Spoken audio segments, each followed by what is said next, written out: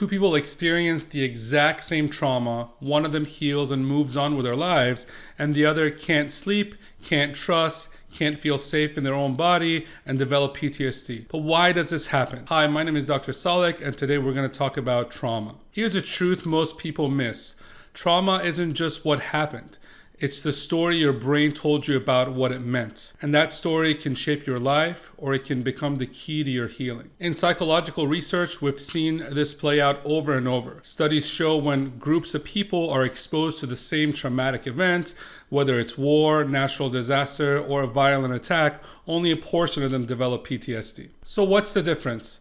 It's not about who's stronger or more resilient. It comes down to something called phenomenology, or the way each of us experiences, interprets, and gives meanings to what happens. The human brain is a meaning-making machine.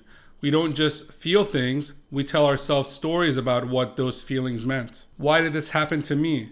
What does this say about me? Or what does this say about the world? And here's what researchers have found.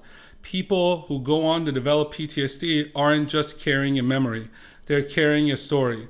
And that story often sounds like, there's something wrong with me, I'm broken, people will always hurt me. But where do these stories come from? These narratives don't come out of nowhere. They're often shaped much earlier in life, in childhood, through the lens of our earliest relationships. If you grew up feeling unseen, ignored, or blamed for having needs, your brain starts telling you a story. That I must be the problem. I don't deserve care, or I should have known better. And then when trauma happens later in life, it doesn't hit a blank slate. It hits a story that was already there. A nervous system that already believed that I'm not safe. That's what makes trauma stick. But here's the good news.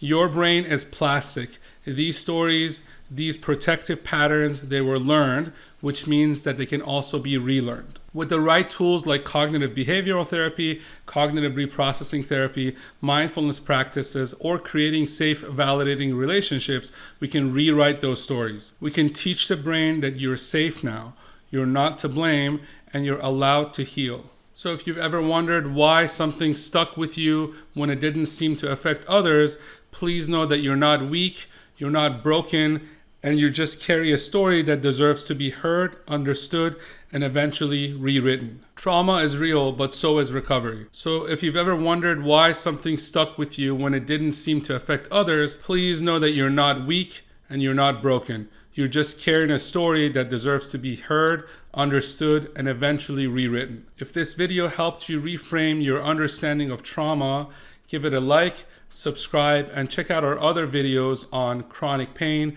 nocebo, and the mind-body connection. And if you're ready to start rewriting your own story, visit us at ihealthpsychology.com. And for more content, please follow us on our social media accounts. Thank you.